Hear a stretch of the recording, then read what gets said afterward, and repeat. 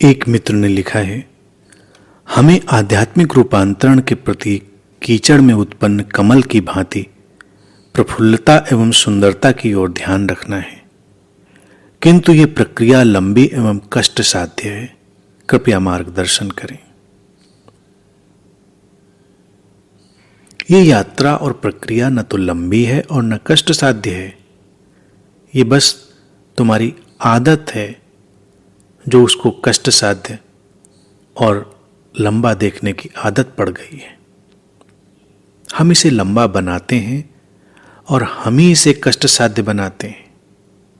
वैसे तो जीवन में जो भी जीने की दृष्टि मनुष्य ने विकसित की है,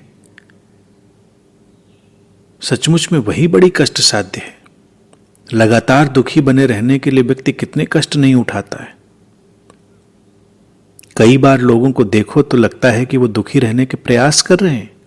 प्रसन्न हो जाना और अपनी दृष्टि को विराट से संबंधित कर देना नितांत सरल है, लेकिन उस दृष्टि को क्षुद्र से जोड़े रखने में व्यक्ति लंबी और कष्ट साध्य प्रक्रिया का अनुसरण करता है।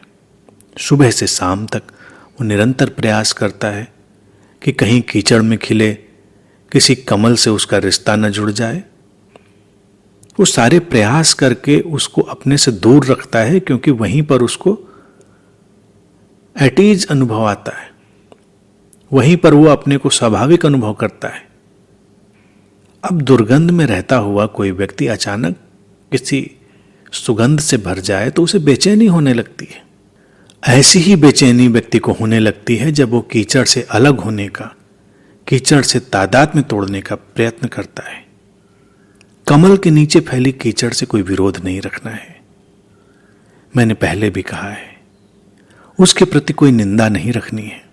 वो भी कमल होने का हिस्सा है, लेकिन उस कीचड़ के सारे तत्व को, उसके सार को खींचकर कमल की तरह विकसित होना है।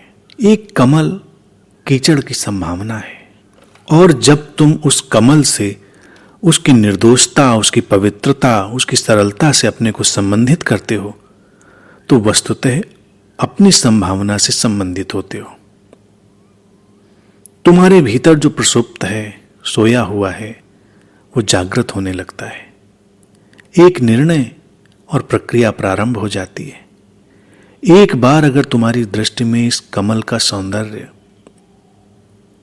उतरे, कमल एक प्रतीक है।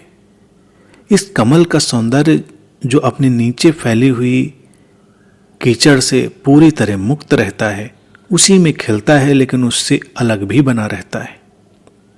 अगर एक बार तुम इस ढंग को, इस वृत्ति को अपने भीतर जन्म दे पाते हो तो तुम्हारे पैरों में एक नई गति आ जाती है, एक नई लय उत्पन्न होती है। वो प्रक्रिया जो तुम्हें लंबी और कष्ट साध्य दिखाई पड़ती थी, तुम्हें छोटी और सरल दिखाई पड़ने लगती है। ये केवल तुम्हारी दृष्टि का अंतर है, तुम्हारा देखने का ढंग बदल जाना है। जब तुम किसी दुख की परिस्थिति में स्थित होते हो, तुम्हें पूरा समय लंबा दिखाई पड़ता है, वो घड़ियां बीतती हुई नहीं जान पड़ती। लेकिन तुम किसी सुख की परिस्थिति में हो, प्रीतिपूर्ण परिस्थिति में हो, वही समय तेजी से भागता हुआ दिखाई पड़ता है और तुम्हें पता ही नहीं चलता कि इतना समय कैसे बीत गया। जब कोई भी बात लंबी और कष्टकर दिखाई पड़ती है तो इसका अर्थ है कि जीवन में दुख घना है और हम दुख के पीछे खड़े होकर सब कुछ देख रहे हैं। तब जीवन में गति नहीं होती और समय धीरे धीरे सरकता हुआ जान पड़ता है। लेकिन अगर तुम अपने जीवन को सुख की तरह लेना प्रारंभ करो और अपने दुख से हटने का प्रयास करो, अपने जीवन में जहां कहीं भी सुंदरता है, खिलावट है, उसको ढूंढना प्रारंभ करो, तो तुम्हें नई ऊर्जा और नई गति उपलब्ध हो जाती है। ये कमल तुम्हें विराट का स्वप्न देता है, और जिसकी आंखें उस विराट के स्वप्न से भरी हैं, वो छलांगे लगाता हुआ चलता है। जिसकी आंखें उस विराट के स्वप्न से रहित हैं, उसके कदम बोझिल हो जाते हैं।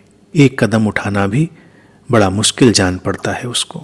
बात इतनी ही है, प्रक्रिया इतनी ही है बस दृष्टि विराट से आच्छादित है या क्षुद्र से आच्छादित है, इसी से सब कुछ बदल जाता है। एक उदासी से भरे हुए व्यक्ति को अगर तुम आधा एक घंटा बैठने को भी कहो तो उसके लिए बड़ा भारी जान पड़ता है। और समय तो जैसा है वैसा है, उसमें कोई कुछ नहीं कर सकता। लेकिन आधा एक घंटा किसी उदास दुखी व्यक्ति को अगर स्थिर बैठना पड़े, उसके लिए बहुत बड़ी सजा हो जाती है। और जब तुम ध्यान में आधा एक घंटा बैठते हो, तुम्हें पता ही नहीं चलता तुम कब बैठे थे, कब ध्यान समाप्त हुआ। तुम प्रेम में होते हो, तुम्हें पता ही नहीं चलता ये आधा घंटा एक घंटा कहाँ गया। तो ये जो कष्ट है, ये लंबाई है, ये प्रक्रिया में नहीं है, ये उसके देखने के ढंग में है।